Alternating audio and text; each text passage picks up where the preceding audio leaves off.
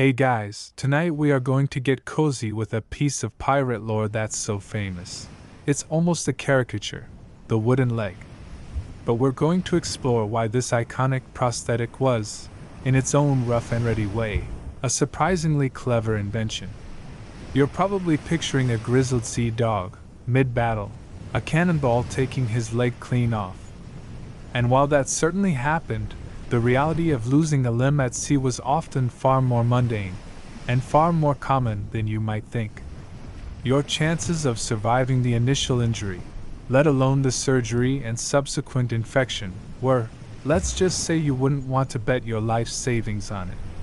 So, before you get comfortable, take a moment to like the video and subscribe, but only if you genuinely enjoy what I do here.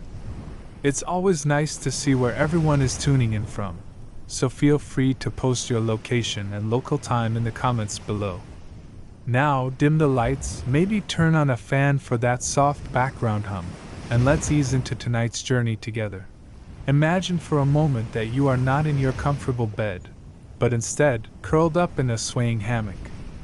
The air around you is thick, a heavy blanket woven from the smells of damp wood, tarred rope, unwashed bodies, and the ever-present, faintly sour scent of the bilge. This is your home, a vessel no more than 100 feet long, a tiny, self-contained world bobbing on an endless expanse of dark water. Above you, you can hear the rhythmic creak and groan of the ship's timbers, a constant, living sound that is both your lullaby and a perpetual reminder of the immense pressures trying to crush this wooden shell you live in. There is no real quiet here. Even in the dead of night, the ship speaks, a language of stress and strain, of wood against water. Your day, and the day of every soul aboard, is governed by a series of relentless, physically demanding tasks. There is no health and safety committee here, no human resources department to file a complaint with. The ship itself is a finely tuned, yet incredibly dangerous, piece of machinery. Every rope, every pulley, every yardarm is a potential hazard. Let's start with the most obvious danger, falling. You might be ordered to climb the rigging, scaling a dizzying web of ropes to furl or unfurl a sail, 100 feet above a deck that looks impossibly small from that height. The ship lurches unexpectedly, a sudden squall whips the sail you're clinging to, and your footing, slick with sea spray, gives way. The fall, if it doesn't send you into the ocean to be lost forever, ends with a sickening crunch on the hard deck below. A shattered leg is almost the best-case scenario. This was an astoundingly common occurrence. Historians who study the logs and records from the age of sail note that falls from the rigging were a leading cause of death and maiming, far outpacing the more dramatic injuries from combat that we see in movies. A simple misstep was all it took. But the dangers weren't all so vertical. On the deck itself, you have to contend with the raw power of nature. A rogue wave can crash over the side, sweeping men, barrels, and equipment across the deck with bone-breaking force. A snapped mooring line under tension can whip across the deck faster than the eye can see, with enough force to sever a limb instantly. It's a sobering thought that the very tools of your trade, the ropes, the sails, the anchor, were often the biggest threats to your well-being. Then there were the less dramatic, but equally perilous, incidents. Perhaps you're tasked with moving cargo in the hold. A heavy barrel of salted pork, weighing hundreds of pounds, breaks free from its lashing as the ship rolls. Your leg is in the wrong place at the wrong time, and in an instant, the bone is crushed beyond any hope of setting. Or consider the mundane threat of infection. You get a deep gash from a rough plank, or a large splinter from a crate full of questionable Caribbean lumber. In your world, without antibiotics, without a true understanding of germs, that small wound is a doorway. The cocktail of filth and bacteria ever present on a ship floods in. Within days, the wound is hot, swollen, and seeping. The infection travels up your limb, your fever spikes, and you become delirious. At this point, there is only one option left to save your life. This grim reality wasn't exclusive to pirates. It was the standard occupational hazard for any mariner, whether on a merchant vessel, a naval warship, or a privateer. In fact, one could argue that life on a naval vessel was often more dangerous due to the sheer scale of the crew and the rigid, often brutal, discipline. Historians still argue whether the primary cause of limb loss at sea was from large-scale naval battles or the slow, grinding accumulation of these mundane, daily accidents. The evidence suggests that for every leg lost to a cannonball, many more were lost to gravity, shifting cargo, and festering splinters. The sea was a relentless employer, and it rarely accepted a 2-week notice. It demanded a physical toll, and for many sailors, the price of a long career was a piece of themselves, left behind in the surgeon's bloody bucket. The need for a replacement, for something to allow a skilled and experienced sailor to continue being useful, was not a matter of sentimentality. It was a matter of practicality. So there you are, lying on a crude wooden table in the surgeon's domain. This space, often called the cockpit, is nestled deep within the ship, below the waterline, which makes it marginally safer from cannon fire, but also stuffy, dark, and perpetually damp. The single lantern hanging from a hook overhead sways in time with the ship, casting long, dancing shadows across the rough-hewn timbers. The air is even thicker here, a potent cocktail of old bilge water, vinegar, and the sharp, metallic scent of blood. The man leaning over you is the ship's surgeon, a figure known colloquially, and with a good deal of grim accuracy, as the Sawbones. He likely isn't a university-trained physician. In the great hierarchy of medicine, he's a craftsman, a tradesman who learned his skills through apprenticeship, much like a carpenter or a cooper. In fact, on many ships, the surgeon and the carpenter were seen as having overlapping skill sets, just with slightly different materials. His hands, you notice, are stained and calloused. He doesn't offer you much in the way of bedside manner. There's no gentle reassurance, or a detailed explanation of the procedure you're about to undergo. His job is speed and efficiency.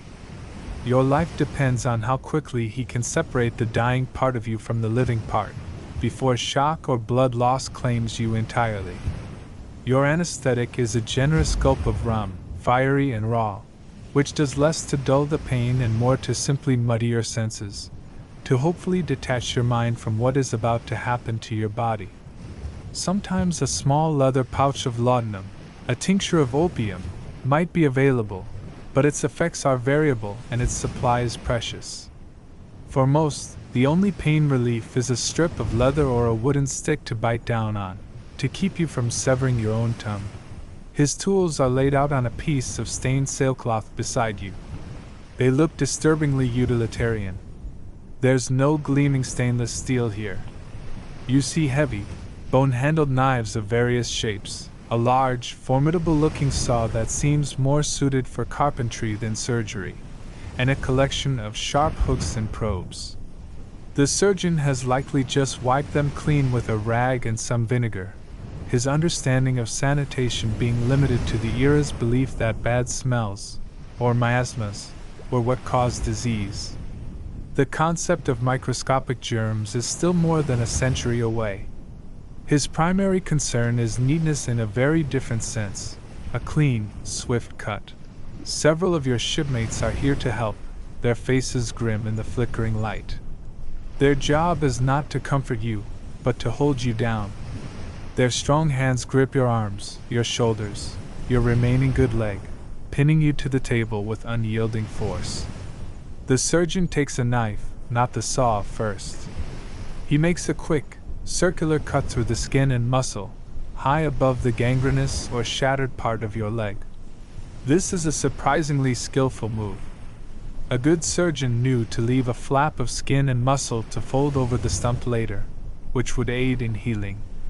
This particular knife, a curved blade called a catlin, was specifically designed to slice the muscles away from the bone in 1 or 2 quick motions. Then comes the saw. The sound is unforgettable, a rough, grating noise that seems to vibrate through the very structure of the ship, and through your entire body. It is a sound of finality, of separation. It is shockingly, brutally fast. A good surgeon could sever a leg below the knee in under a minute. The worst part, however, is yet to come. The bleeding must be stopped. The surgeon now has two options, either of them pleasant. The first is ligation, tying off the major arteries with thread. This was the more advanced technique, but it was time-consuming and difficult in the chaotic environment of a ship. The much faster and more common method was cauterization. The ship's cook would have a small brazier of coals glowing nearby, heating either a specially shaped iron instrument or, more commonly, a ladle of pitch or tar. You smell it before you see it, the acrid smoke of bubbling tar. The surgeon takes the ladle and applies the searing, boiling liquid directly to the open, bleeding stump of your leg. The pain is a white-hot, all-consuming agony that eclipses everything that came before. The sound is a sickening hiss. But it works. The blood vessels are sealed shut by the heat, and the immediate threat of bleeding to death recedes.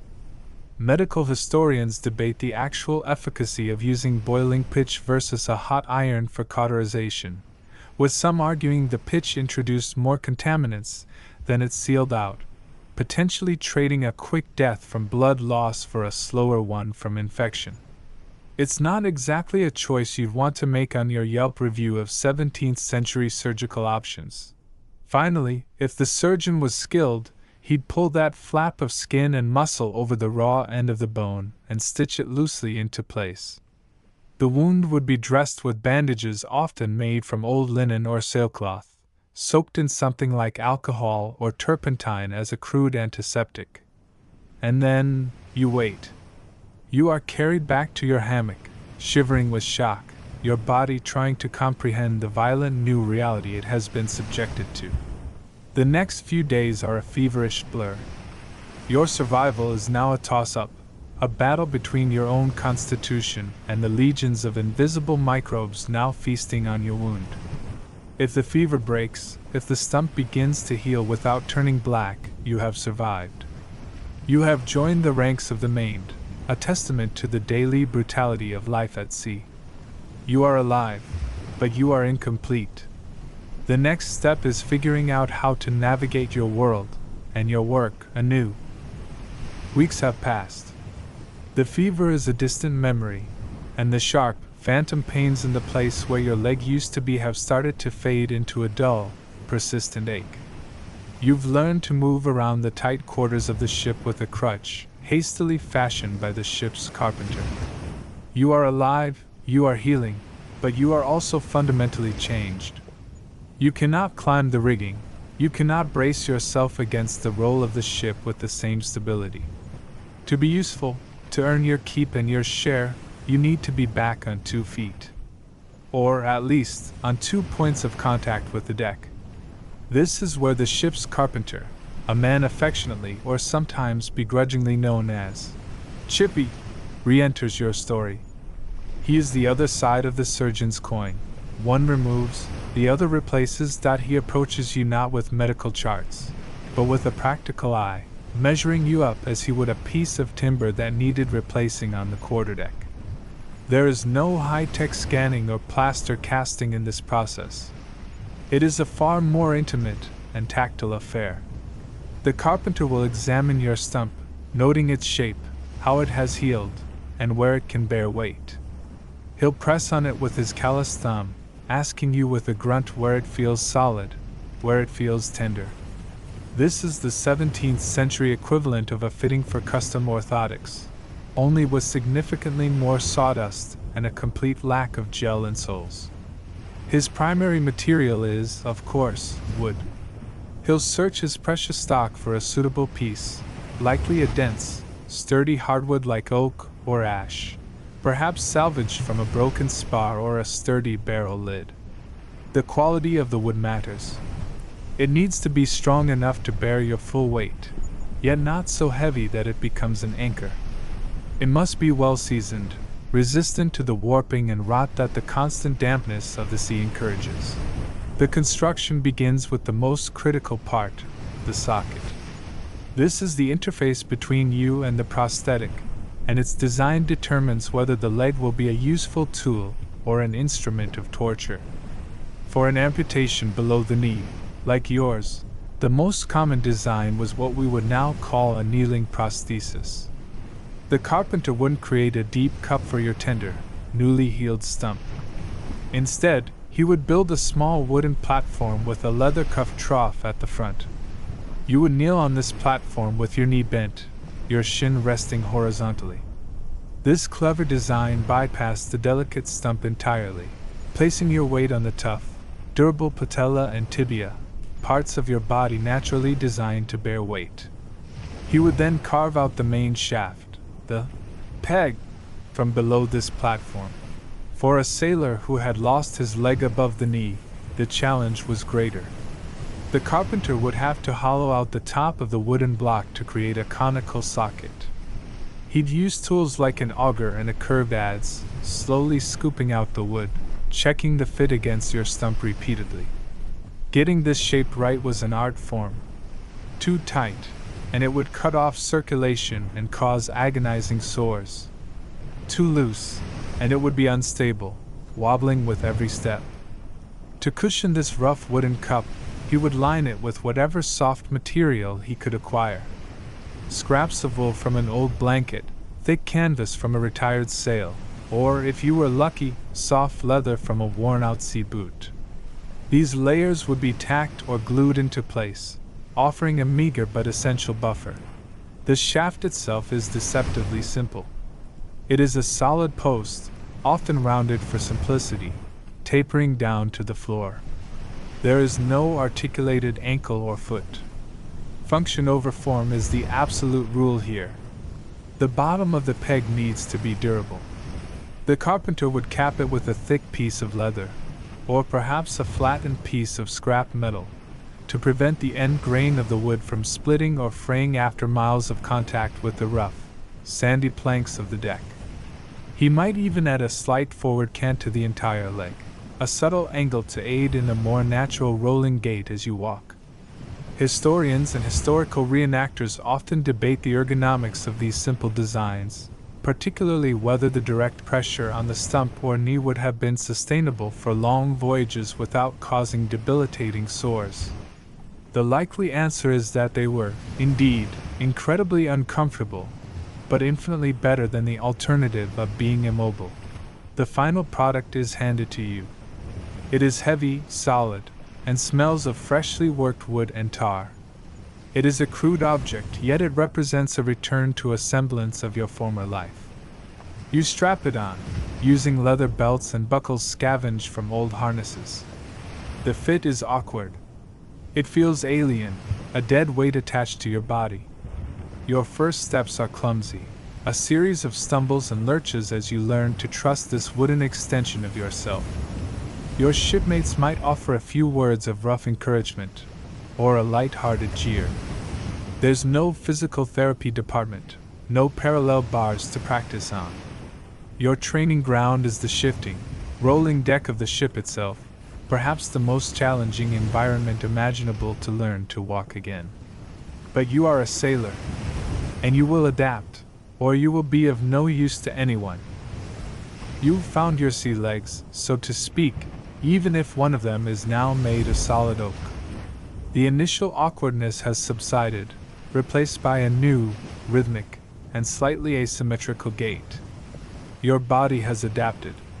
You can feel the subtle shifts in the deck's angle through the pressure in your knee and your good foot. You've learned to anticipate the ship's roll, to ride its momentum rather than fight it. You are mobile again. But now, a slow and interesting realization begins to dawn on you, and on the crewmates who watch you. This simple, crude post strapped to your body is more than just a replacement for what you lost. It is something new. It is a tool. This is where the simple peg leg starts to reveal itself as a truly clever invention, born not from a designer's studio, but from the harsh, practical necessities of life at sea. Your first discovery is stability. A human ankle is a marvel of biological engineering, with its complex collection of bones, ligaments, and tendons allowing for an incredible range of motion. But that flexibility is also a weakness on an unstable surface. An ankle can twist, it can roll. Your new leg cannot. It is a solid, unyielding pillar. You quickly learn to use this to your advantage. When the sea gets choppy and the deck begins to pitch and heave, you find that you can jam the end of your wooden leg into a crevice between two deck planks. The fit is snug. Suddenly, you are anchored to the very structure of the ship. While your able-bodied crewmates are sliding and stumbling, struggling to keep their footing, you are a fixed point, a human stanchion. You can perform tasks that require both hands, like coiling a rope or loading a pistol, with a newfound steadiness that others now envy. Naval historians and archaeologists debate whether some ships had small, purpose-drilled holes or sockets in the deck planks, specifically to accommodate the peg legs of veteran crew members during rough seas or combat. While direct archaeological evidence is scarce, the logic is undeniable. A seasoned gunner, who may have lost a leg in a previous engagement, would be invaluable during a battle. By giving him a place to literally plug himself into the deck next to his cannon, the captain could ensure his most experienced artillerist could continue to aim and command his gun crew, even as the ship bucked and recoiled. You become part of the ship's hardware. This newfound function as a personal anchor is just the beginning. You start to see your leg as a multi-tool that you never have to remember to bring with you. A hatch is stuck fast, swollen by the damp air. Instead of shouting for a pry bar, you use the hard edge of your leg's kneeling platform to wedge it open. A crate needs to be propped up at an angle for easier access. You simply unstrap your leg and use it as a chock. It's a hammer when you need to knock a stubborn belaying pin loose.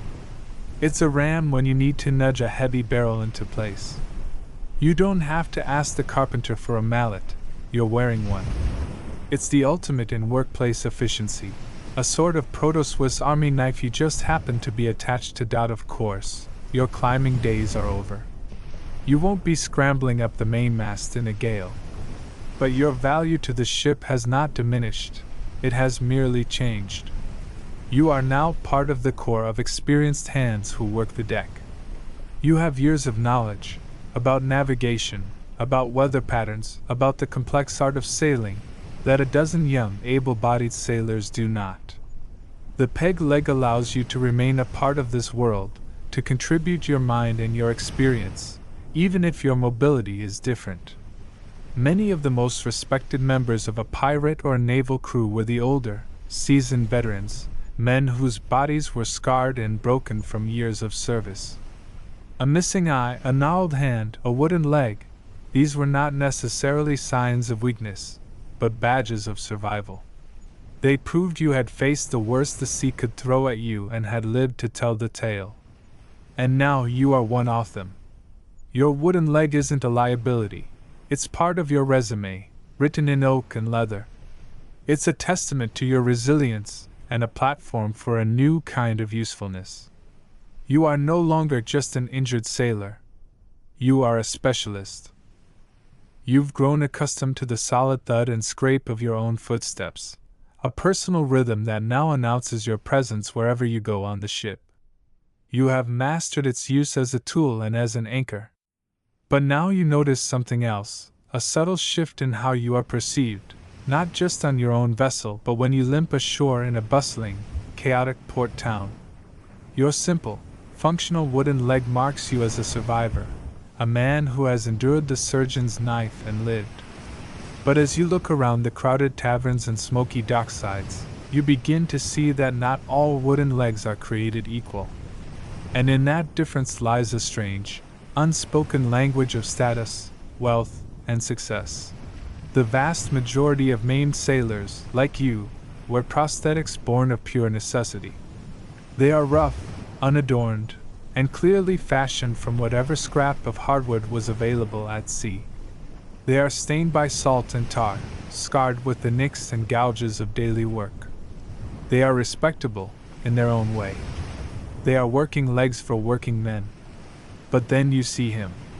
Perhaps a quartermaster, or even a captain, sitting at a corner table, holding court. He, too, has a wooden leg, but his is different. It's a work of art. It's not made from common oak, but from a dark, rich-grained mahogany, polished to a soft sheen that glows in the tavern's candlelight. There are no rough edges. The socket that cups his knee is not just a hollowed-out block but is expertly carved, flaring out with a graceful curve. It's clear this was not made in haste by a ship's carpenter on a rolling sea. It was commissioned, built by a master craftsman on solid land. This is where the prosthetic paradoxically becomes a status symbol. It's a form of conspicuous consumption for the seafaring man.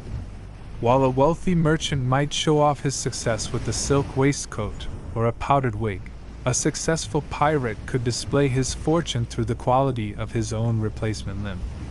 Think about the pirate code, the articles of agreement that govern most crews. These documents were surprisingly meticulous, often including a detailed pay scale for injuries sustained in the line of duty. A common payout for the loss of a leg was around 500 or 600 pieces of eight, a substantial sum of money, far more than an ordinary sailor might see in a year. Your standard issue peg leg cost next to nothing. So, what did you do with the rest of that insurance money? You could drink it, you could gamble it away, or you could invest it in a high-end prosthetic that broadcasted your success to the world. That fancy leg essentially says, "I was on a voyage so profitable, and my crew so fair, that after a catastrophic injury, I could still afford this." Historians debate whether these more ornate prosthetics were common or exceedingly rare, representing only the most successful pirate captains and quartermasters. The truth is likely somewhere in the middle. While the majority were basic, the existence of these vanity legs is well documented in period accounts. You might see small, deliberate customizations that speak volumes. The leather straps might be of fine, tooled Moroccan leather, not cracked and salted cowhide. The bottom of the peg might be capped not with simple scrap iron, but with a polished disc of whalebone, or even a piece of silver. Some accounts mention small, decorative carvings or inlays of brass or mother of pearl. These weren't functional improvements. They were pure, unapologetic flair. It's the pirate equivalent of putting expensive rims on your car. It doesn't make it go any faster, but it tells everyone you can afford to. As you sit there with your own plain, sturdy leg, you realize it's a marker of your current station. It's respectable, but it speaks of simple survival. The polished mahogany leg across the room speaks of thriving. It tells the story of captured treasure ships and a hold full of plunder. It suggests a man who not only survived his injury but profited handsomely from the circumstances that caused it. It's a strange sort of ambition that begins to form in your mind. You find yourself thinking not just about the next prize ship, but about what you might do with your share. The desire for a leg that doesn't just help you walk, but makes a statement when you enter a room. It's a bizarre form of social climbing, where the ladder is, quite literally, your own leg. The cleverness of the invention is no longer just in its utility, but in its ability to tell a story, to project an image, to transform a mark of misfortune into a badge of honor and affluence. Your ambition for a more distinguished-looking leg now has a new dimension. It's not just about appearances, about showing off success with polished mahogany. A deeper, more practical, and far more cunning idea begins to take root in your mind. If you're going to commission a craftsman to build you a new leg, why stop at the surface? Why not make the inside as useful as the outside? This is where the wooden leg evolves from a mere prosthetic or status symbol into a personal lockbox, a secret vault that you carry with you at all times. The ultimate expression of its cleverness lies not in what it does, but in what it hides. Life on any ship, be it navy, merchant, or pirate, is an almost entirely communal existence. There is no privacy. You sleep in a crowded room of snoring, sweating men. Your only personal space is a small, rough-hewn sea chest, which is secured by a lock that any determined thief with a pry bar could defeat in seconds. Anything of true value, money, important documents, a small personal treasure, is under constant threat of being lost, damaged by seawater, or simply stolen. This is why the idea of a hidden compartment is so seductive. It's the only truly private space you could ever own in this world. So, on your next trip ashore, with a few silver coins in your pocket, you seek out a craftsman known for his discretion. You explain your needs in hushed tones. The task requires significant skill. A simple peg leg is one thing, but a hollow one that doesn't sacrifice its structural integrity is another. The craftsman might suggest a two-piece construction, where the main shaft is carefully bored out, leaving thick, sturdy walls, and the bottom cap, the foot, is not nailed on but designed to screw into place with tight, well-oiled wooden threads. The join would be nearly invisible, especially once scuffed up with a bit of dirt and wear. Another, more elaborate design might involve a hollow cavity accessible from the top, hidden beneath the leather padding where your knee or stump rests, secured by a clever little hidden latch that only you know how to operate. While a favorite element in fiction, historians debate the true prevalence of the hollowed-out leg, noting the structural compromises it would require. However, given the high stakes of the pirate world and the documented lack of personal security, it is almost certain that such personal safes, in one form or another, did exist. The ingenuity of people in desperate or dangerous situations should never be underestimated. The contents of such a secret compartment would be a catalogue of a sailor's most precious secrets. The most obvious, of course, is money.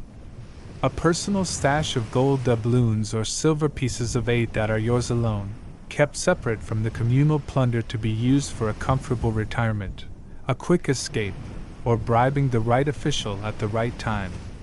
You'd have to learn to walk without jingling, of course, perhaps by stuffing the coins with scraps of cloth, a small price to pay for financial security. But some things are more valuable than gold.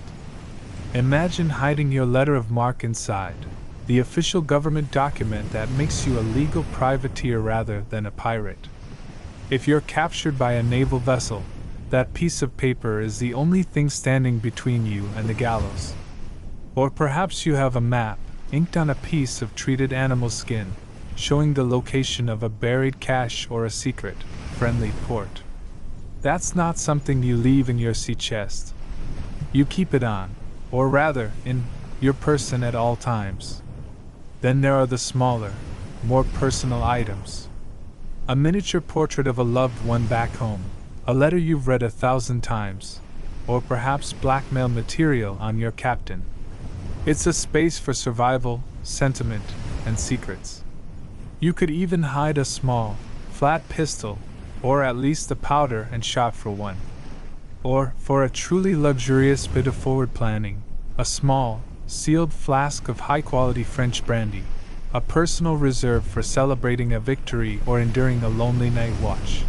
This hidden chamber transforms your relationship with your prosthetic. It's no longer just an appendage, it's your confidant. It holds your future, your emergency fund, your get-out-of-jail-free card. It adds a new layer of deliberate thought to your movements. You become more careful with it, more protective. A deep gouge from a stray bit of cargo is no longer just a cosmetic issue, it's a potential security breach.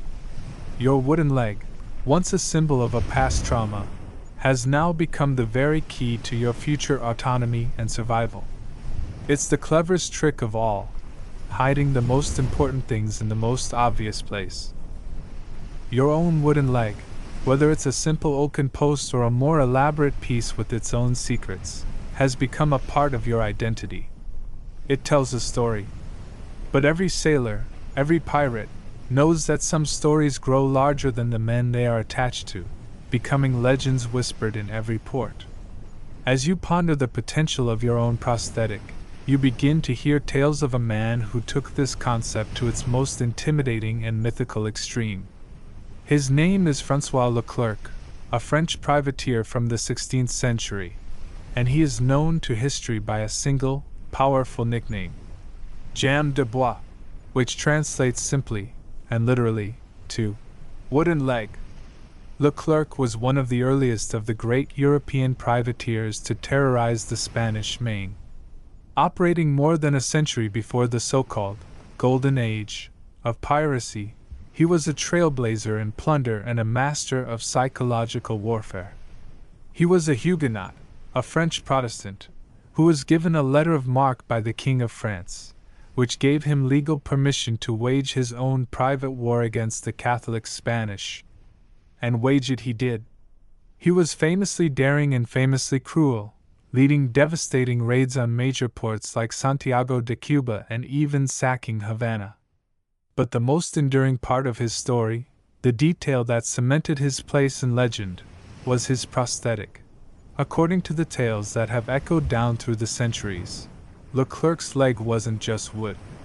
The stories claim it was forged from iron, or at the very least, heavily reinforced with it. Picture the scene. In an age when a wooden leg was a sign of having been a victim, of having lost a part of yourself, Leclerc transformed it into an object of aggression.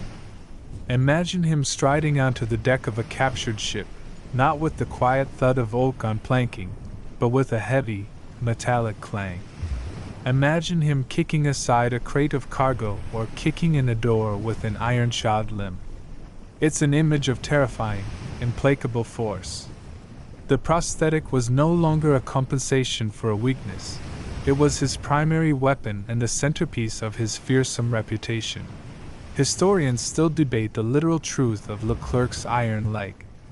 It's a fascinating puzzle where history and folklore intertwine.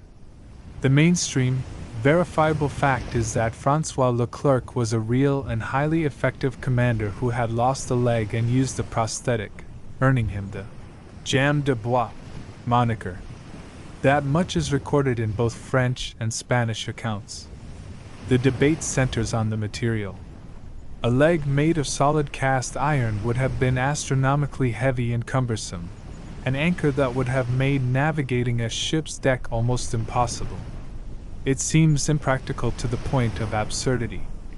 A more plausible theory, and the one that many scholars lean towards, is that his wooden leg was strategically reinforced with iron bands. This would add strength, protect it from damage, and most importantly, create that intimidating metallic sound and appearance without the impossible weight. It could have been a deliberate act of branding, of personal myth-making. Leclerc might have realized that in his line of work, fear was a more valuable currency than gold. By turning his disability into his most frightening feature, he created a legend. The Spanish chroniclers who wrote about him certainly leaned into this imagery, perhaps exaggerating the truth to paint him as an inhuman monster, a demonic force sent to punish them. The quirky tidbit here is that his leg became so famous, it overshadowed almost everything else about him. We know less about his personality or his life outside of piracy than we do about this single, disputed piece of metal and wood. It became his entire identity.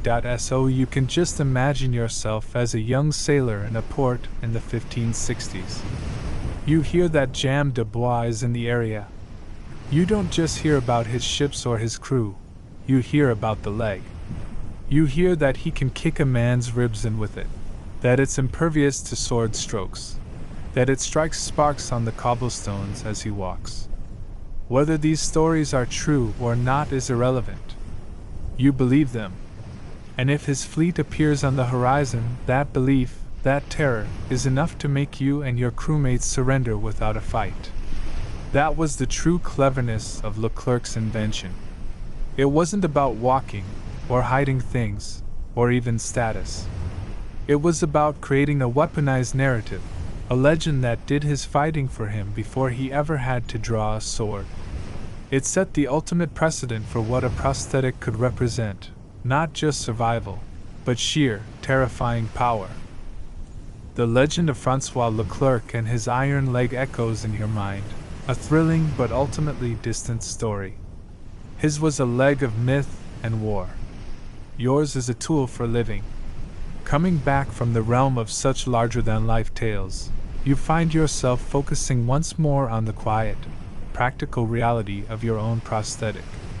You've already discovered its use as a simple lever or a hammer, but as time goes on, your connection to it deepens. You begin to unlock a whole new class of uses, more subtle and more skilled than simply hitting things. These are the non-weaponized, everyday applications that truly show the cleverness of this makeshift tool. One day, while working in the hold, you make a discovery. The ship's cooper is checking the vast stores of barrels, a vital task as they contain the crew's food and, more importantly, fresh water. He moves along the rows, tapping each one with a small wooden mallet, listening to the sound to judge its contents and fullness. He has to bend down for each one, a tiring, repetitive motion. Watching him, you have an idea. You approach a barrel and instead of kneeling, you simply lift your wooden leg and give the barrel a firm, deliberate thump with the hard end. The sound is surprisingly clear. The solid, dry wood of your prosthetic transmits the vibration perfectly back up to your knee. A full barrel of water gives a dull, low-pitched thud. A barrel of hardtack or flour gives a denser, quieter sound. An empty barrel rings with a hollow, almost musical tone. You've become a human-sounding stick. You can now move down a row of casks, tapping each one with your leg, providing a quick, accurate inventory without ever having to bend over or even use your hands. The cooper, a man who values efficiency, grunts in approval. You've just found yourself a new, specialized job. Maritime archaeologists sometimes speculate on the specialized roles that physically limited sailors might have adopted on long voyages. A man who couldn't climb or run might have been pushed towards stationary, detail-oriented work. Your peg leg doesn't just allow you to do this work, it makes you uniquely good at it. You can be the cooper's assistant, the quartermaster's inventory checker, the man who knows the contents of the hold by sound alone. This principle of using your leg as an extension of your senses continues. You find that it's also a remarkably consistent measuring device. In a world without readily available, standardized tape measures, you always have a fixed length with you. The distance from the floor to the platform where your knee rests is constant. You learn that this length is, for example, perfect for measuring out sections of rope for splicing. You can unstrap the leg entirely and lay it against a piece of sailcloth that needs to be cut, marking out precise, repeatable lengths far faster than someone trying to use a piece of knotted string. It becomes your personal yardstick, an instrument of measure that ensures your work in mending sails or rigging is always consistent. The leg also offers you a unique kind of stability for fine motor tasks. Remember the kneeling prosthesis design, with its flat wooden platform? You discover that when you kneel on your good leg, this platform becomes a small, perfectly stable workbench at just the right height. While other sailors struggle to mend a fishing net or sharpen a knife on their laps as the ship sways, you can rest your work on this solid little table. It's like having a third hand. You can hold a piece of leather steady on the platform with one hand while you stitch it with the other. The leg absorbs the small, unpredictable motions of the ship, giving you a placid surface in a constantly moving world. You might even find yourself using the hard, flat end to do things like pressing tobacco leaves into a neat, compact block, or grinding chunks of ochre into a fine powder for the carpenter to mix into paint. These are the quiet, unstoried inventions. No one will ever write a legend about the man who was exceptionally good at measuring rope with his leg. There will be no sea shanties about the guy who could tell if a barrel was full of salted pork or beer just by kicking it. But this is the true, lived-in cleverness of the device. It's not about being a monster like Jam de Bois.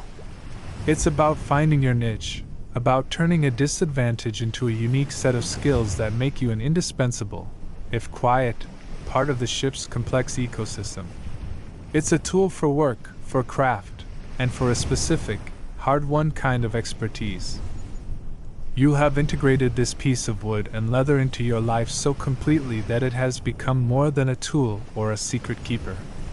It has become a fundamental part of you, and in doing so, it has subtly rewired your mind, your personality, and your place within the intricate social web of the crew.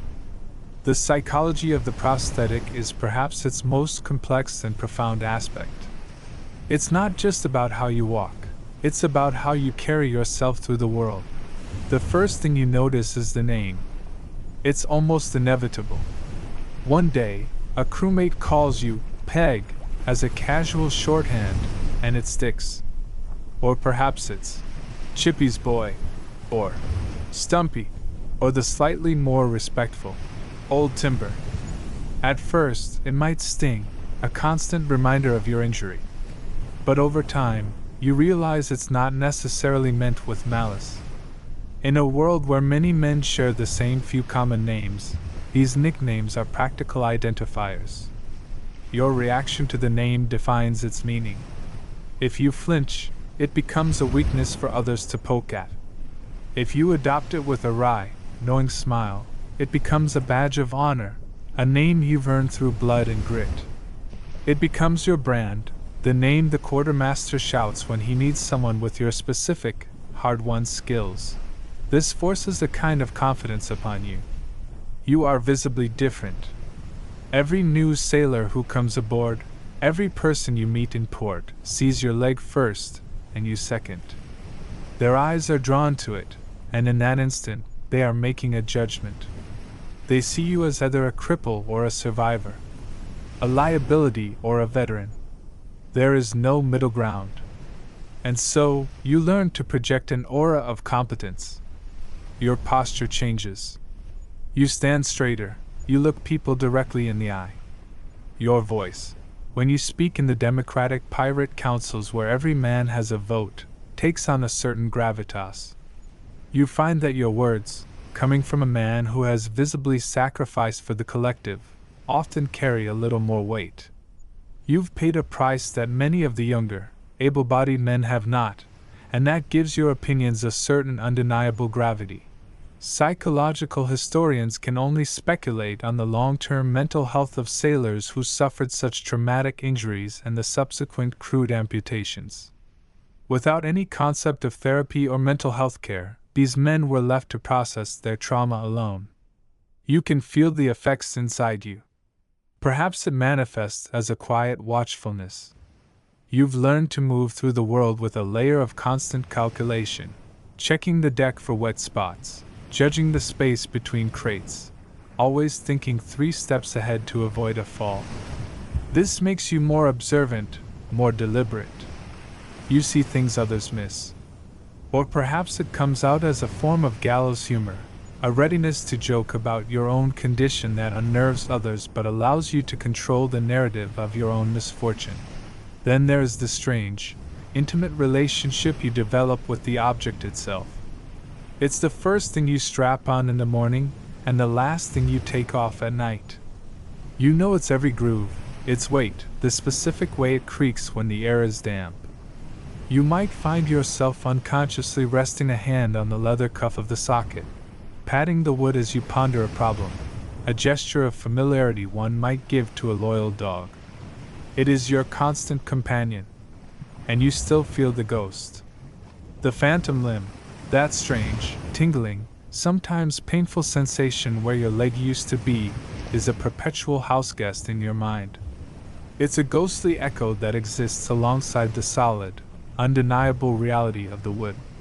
Some nights, you're not sure which one feels more real. Your reputation becomes that of a man who is steady, both physically and temperamentally.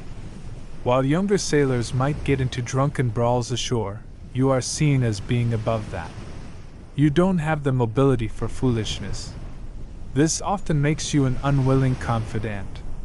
A young sailor, terrified before his first battle, might seek you out, assuming a man who has already endured the worst has some wisdom to share. You become a living monument to the risks of this life, and therefore, a source of quiet counsel. Your leg, the very symbol of a past catastrophe, has ironically made you into a pillar of stability for the crew. It has shaped you into a new man, one forged in trauma, but hardened, not broken, by the experience. Your wooden leg has a voice. It's a sound you are intimately familiar with, a percussive rhythm that has become the soundtrack to your life. It's the solid thump as you place your weight down, the soft scrape of the leather-capped end as you swing it forward, the groan of the straps against the wooden socket. It announces your approach, and your crewmates have learned to identify you by your footfalls alone, just as they would recognize a man by the cadence of his speech. But the sound you know, the real sound, is very different from the one that has echoed through stories and legends. There is the sound as it was, and the sound as we imagine it. When you think of a pirate with a wooden leg, what sound comes to mind? For most of us, it's a very specific, very dramatic noise. It's the slow, ominous, rhythmic tap, tap, tap on a wooden floor, coming down a dark hallway. Or it's a heavy, deliberate thump. Thump, thump on the deck above, a sound that promises imminent danger. It's a sound designed for suspense, a piece of auditory storytelling that has become inseparable from the pirate archetype. It's a fantastic, wonderfully spooky sound, but it is, for the most part, a work of fiction. A beautifully crafted myth. Let's start with the environment. A sailing ship is not a quiet place. It is a symphony of noise. There is the constant, deep groaning of the ship's timbers under the strain of the sea. There's the howl of the wind through the rigging, the sharp snap of canvas sails, the crash and hiss of waves against the hull, and the shouts of men at work. Over this wall of sound, the delicate tap of a wooden stick would be almost completely lost. You wouldn't hear it until the person was right on top of you. The heavy thump is more plausible, but even that would be just one more noise among many, blending into the ship's chorus of creaks and groans. Then there is the light itself. As you know from your own experience, the last thing you want is a slippery, noisy point of contact with the deck. The end of the peg would almost certainly be capped. A piece of thick, hardened leather, or even a coil of tarred rope, would be attached to the bottom to provide grip on a wet and pitching surface, and to prevent the wood from splitting or wearing down too quickly. This soft, durable cap would act as a muffler. It would dampen the sound, turning a sharp, high-pitched tap into a dull, low-pitched thud or a soft scuff. The iconic sound requires a hard point of contact, wood on wood or wood on stone, which would be impractical and unsafe at sea. Literary historians and maritime archaeologists often debate the origins of this auditory trope. The primary suspect for its popularization is, unsurprisingly, Robert Louis Stevenson and his 1883 masterpiece, Treasure Island. While the book's most famous one-legged man, Long John Silver, actually uses a crutch, the novel is filled with evocative sounds. The most memorable is the tap-tapping of the blind pirate Pugh's stick, a sound that terrifies young Jim Hawkins and signals doom. It was this literary device, the sound of an approaching, disabled, and dangerous man, that likely bled into our collective consciousness and became associated with the wooden leg as well. Stevenson understood that what you hear can often be much scarier than what you see. The sound builds a sense of dread and inevitability that a visual description alone cannot achieve. This isn't to say that a wooden leg could never make a loud, intimidating noise. Imagine a pirate captain, someone like the legendary Francois Leclerc, striding into a captured Spanish governor's mansion. On those stone floors, a leg deliberately shod with an iron cap would produce a terrifying clang, clang, clang, an unmistakable sound of power and conquest. The sound could be a choice. A pirate wanting to move quietly on deck could easily wrap the end of his leg in extra layers of canvas. A pirate wanting to make a dramatic entrance could ensure his leg was designed to make as much noise as possible. The sound, in this sense, could be another tool, a way to control your own narrative. But the everyday reality for the average sailor would have been a sound that was muffled, practical, and largely unremarkable. The slow, terrifying tap remains a beautiful and effective piece of stagecraft, a product of literary genius more than historical fact. The sound your leg makes, its secret compartments, its social meaning, all these things depend on one simple, mundane fact: the leg must continue to exist. And on a ship at sea, existence is a constant battle.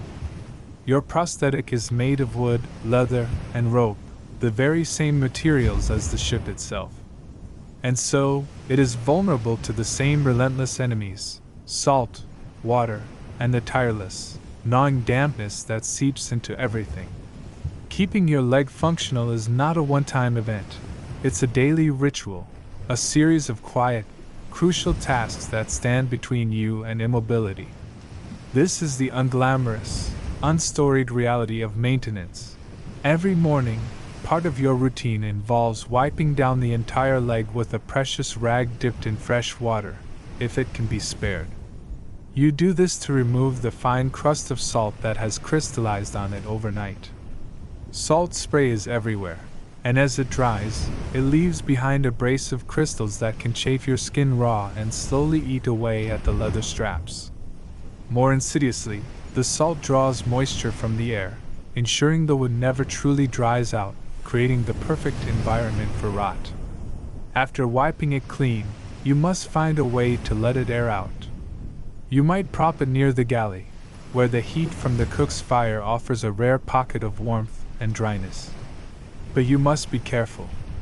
Too close, and the wood could dry too quickly, cracking and splitting along the grain. It's a delicate balance.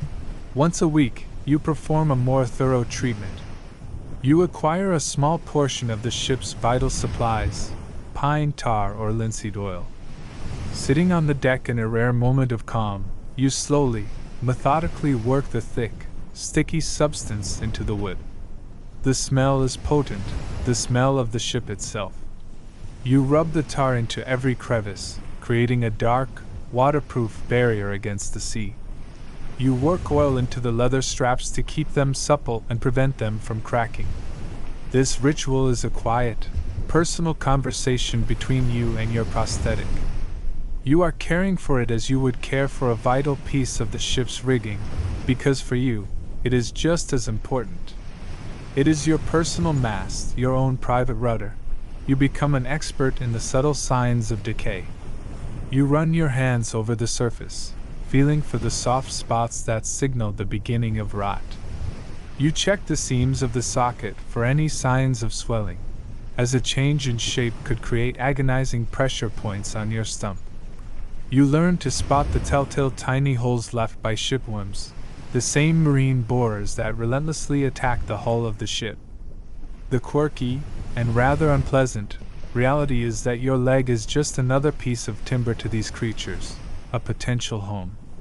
You might have to dig one out with the point of your knife, a small act of personal pest control. Historians of material culture often debate the lifespan of such a prosthetic at sea. In the harsh maritime environment, would a single leg last an entire voyage that could stretch for months or even years? Or would a sailor expect to need a replacement? The answer likely depends on the quality of the original and the diligence of its owner. A well-made leg of dense hardwood, meticulously cared for, might last for years. A hastily made one of green wood might rot and fall apart in a single season. You are always vigilant, because a sudden failure can be catastrophic. Imagine the leg snapping as you brace against a heavy wave. You'd have to return to the ship's carpenter, the chippy, and hope he has a suitable piece of wood and the time to fashion you a new one. Your mobility is entirely dependent on his skill and his available materials. Over time, the leg takes on a life of its own. The wood absorbs the smells of the ship, tar, salt, bilge water, tobacco, and rum, until it has a unique, ripe aroma all its own. The color deepens, the surface gains the patina of age and use. Its scars, a deep gouge from a slipped crate, a dark stain from spilled wine, become a map of your journeys, a physical record of your life since the amputation. This ongoing process of maintenance is the most boring part of your story, and also the most important. It is the quiet, constant, diligent work that allows all the other, more exciting parts of your new life to be possible. It's a testament to the fact that on the sea, survival is a matter of relentless, repetitive, and deeply personal care.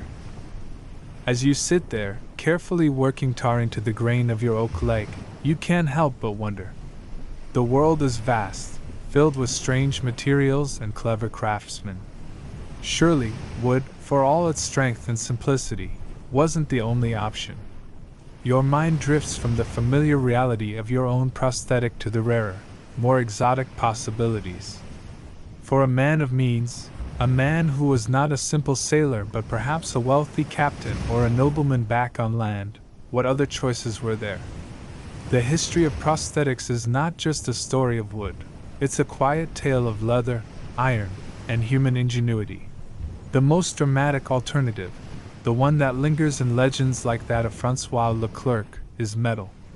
While a solid iron leg would be punishingly heavy, articulated metal prosthetics did indeed exist during this period, and they were marvels of Renaissance engineering.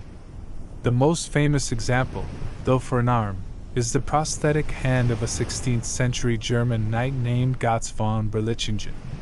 After losing his arm to a cannonball, he commissioned 2 artificial replacements, the second of which was a masterpiece of springs and gears that allowed him to lock the fingers in various positions to hold a shield, reins, or even a quill. This is a well-documented historical fact, and it proves that the skill to create complex metal limbs was very much alive. So, could you have had an iron leg? Technically, yes. An armorer could have forged one for you, perhaps with a locking knee joint to allow you to sit more easily. But the drawbacks for a seafaring man would have been immense. First, the weight. A leg of iron would be an anchor, making every step a monumental effort and dangerously compromising your balance on a pitching deck. Then there is the sea's greatest enemy to iron, rust. The constant salt spray would relentlessly corrode the metal, seizing the joints and eating away at its structure. And finally, the cost would be astronomical, affordable only to the landed gentry or the most spectacularly successful pirate lord. An iron leg was a statement piece for a life on solid ground. A much more practical, though still expensive, alternative was leather. But not the soft, supple leather of your straps. This was cuir bouilli, or boiled leather. Craftsmen would take thick cowhide, boil it in water or sometimes wax, and then mold it while it was hot and pliable. As it cooled and dried, the leather would become incredibly hard and rigid, almost like an early form of plastic. A prosthetic maker could create a socket, or even a full leg, using this technique. It would be custom molded directly to your limb, providing a snug, perfect fit that wood could never replicate. A leg made of boiled leather would be significantly lighter than a wooden one, and while not immune to water, it was far more resilient and less prone to the warping and rot that plagued your own prosthetic. It was the high-tech premium option of its day. Historians and archaeologists debate the extent to which this advanced prosthetic technology, known to exist on land, ever made it to sea. A wealthy merchant in Amsterdam or a nobleman in Paris had access to the best craftsmen and materials. A pirate captain in Nassau or Port Royal, no matter how much plunder he had, was operating in a different world. The supply chains were unreliable, and the most skilled artisans were thousands of miles away. It is more likely that even a rich pirate would stick with a high-end wooden leg made of a rare, polished hardwood, a material he understood and that his ship's carpenter could repair. Still, you can dream. You can imagine the feel of a lighter leg, one that doesn't feel so much like a dead weight. You might even hear a fanciful tale from a whaler about a captain who had a leg carved from a single, solid piece of whale jawbone, a material prized for being as strong as wood but significantly lighter.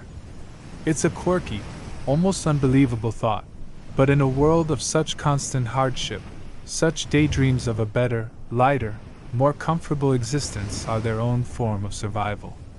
The cleverness of the wooden leg, you realize, was not that it was the best possible invention, but that it was the best available invention.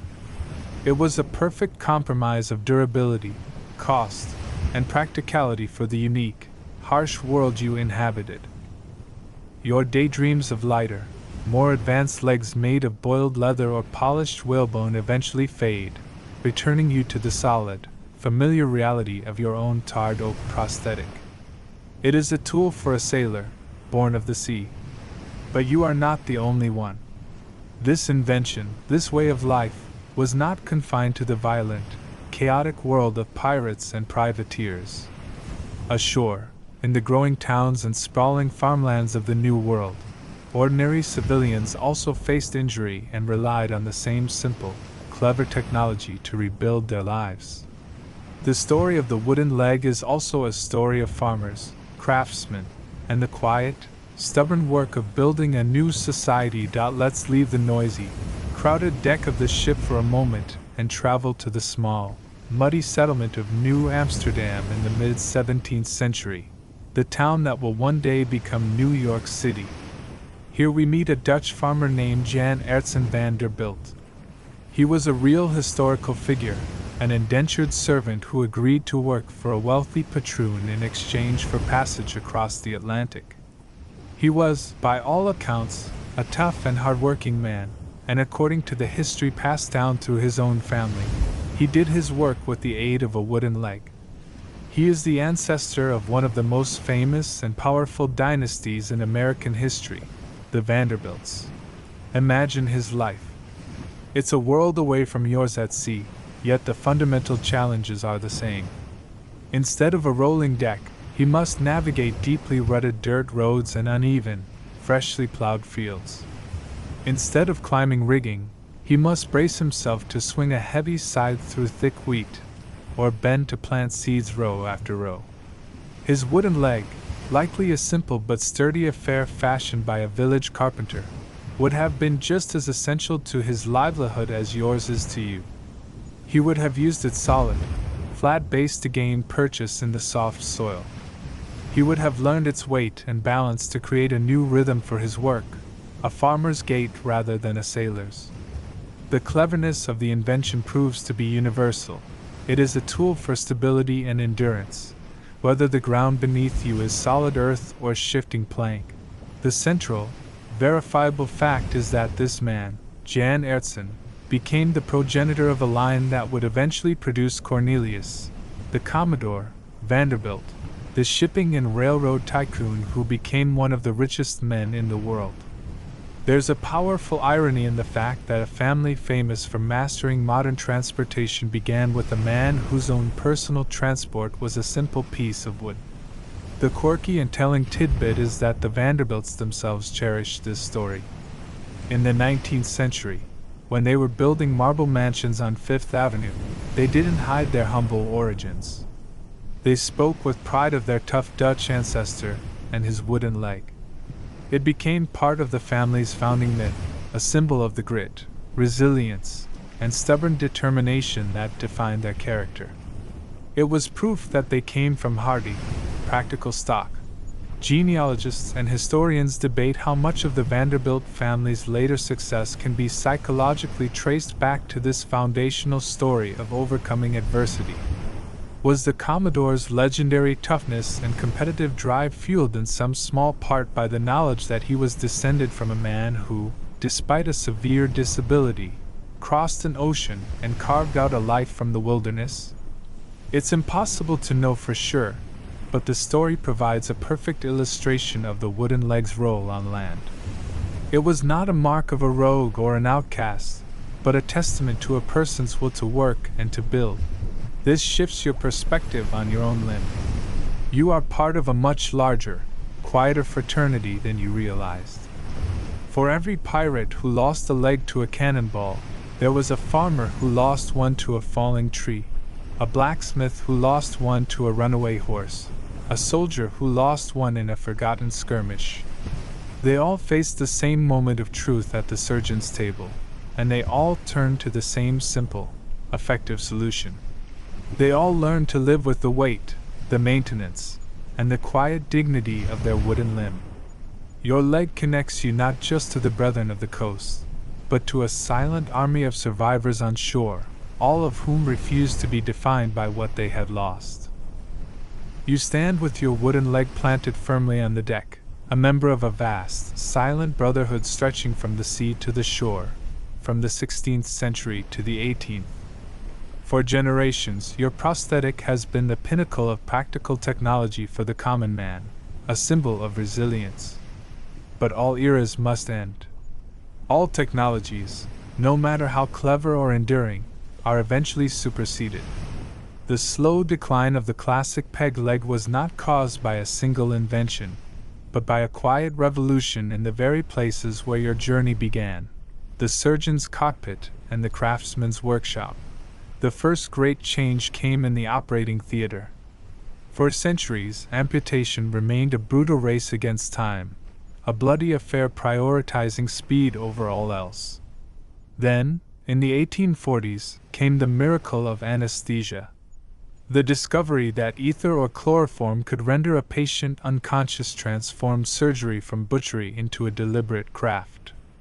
A surgeon no longer needed to sever a limb in under a minute while assistants held the screaming patient down. He could take his time.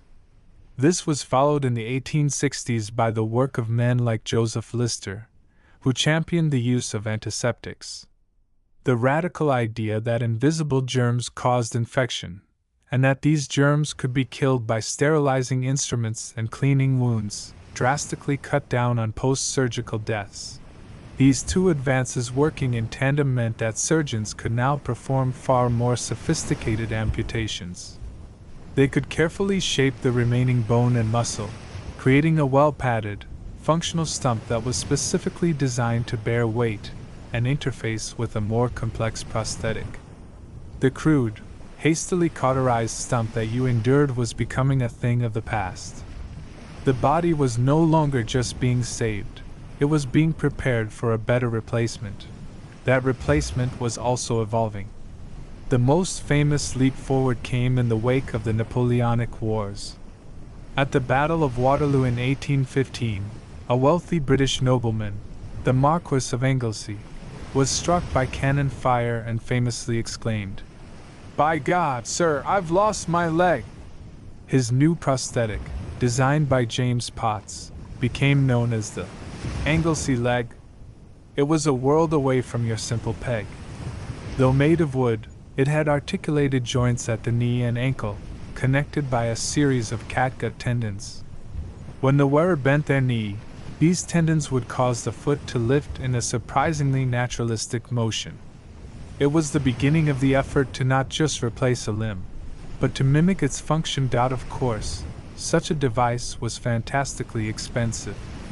The quirky and rather morbid tidbit about the Marquis is that his actual, severed leg was retrieved, given a formal burial with its own grave marker near the battlefield at Waterloo, and became a popular tourist attraction for many years.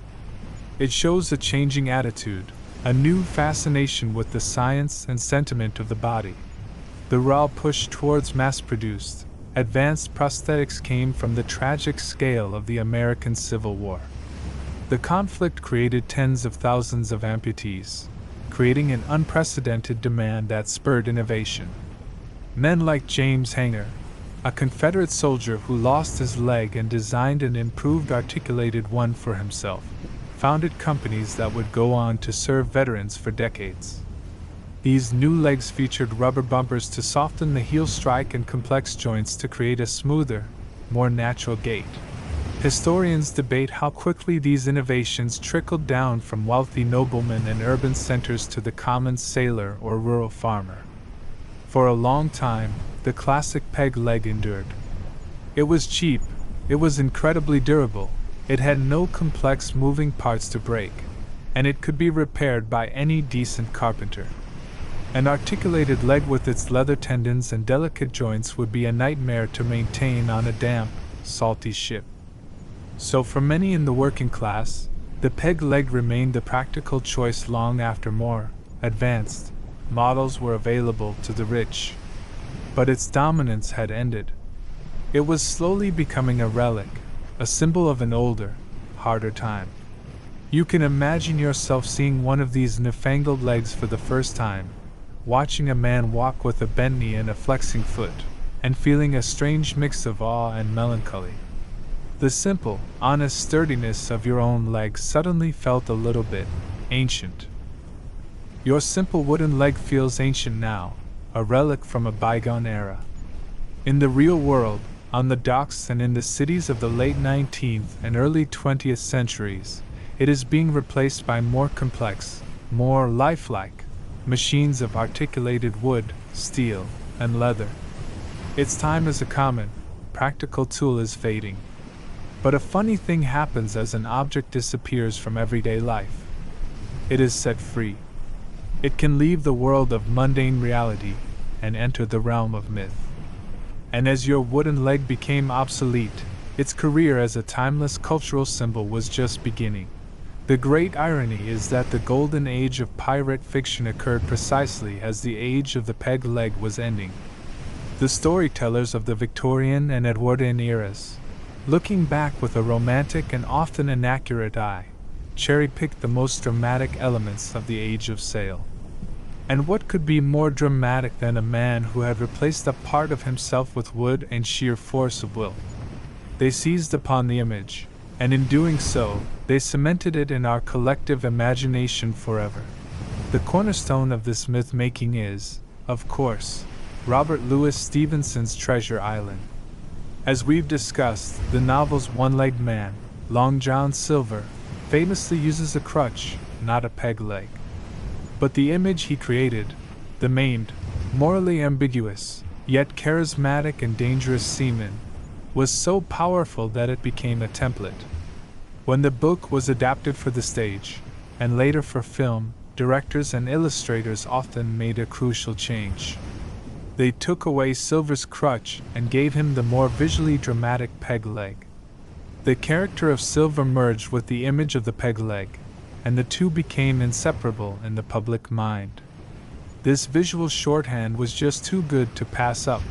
Then, at the dawn of the 20th century, J.M. Barrie gave us Captain Hook. While his famous prosthetic was for a hand, not a leg, he reinforced the archetype that Stevenson had created, the pirate captain as a disabled, obsessive, and tragic villain. The missing limb became the source of his rage, the physical manifestation of his damaged psyche. The pirate was now firmly established in popular culture as a man defined by what he had lost, a figure both terrifying and pitiable. When cinema arrived, these literary tropes were supercharged. In silent films and the great swashbucklers that followed, a director needed to establish a character instantly.